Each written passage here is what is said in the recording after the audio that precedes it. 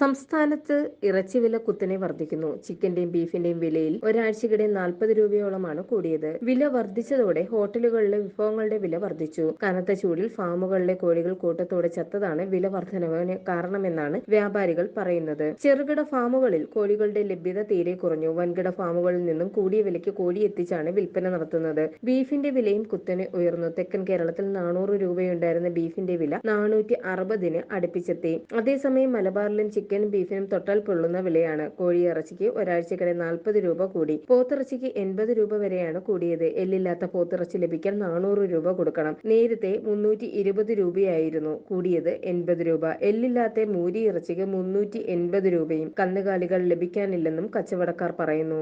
News desk press Malayalam.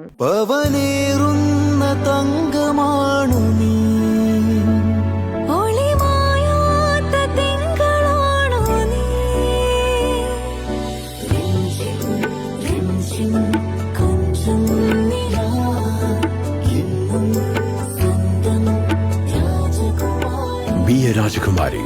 Rajakumari Gold and Diamonds. The trust of Travancore. Rajakumari.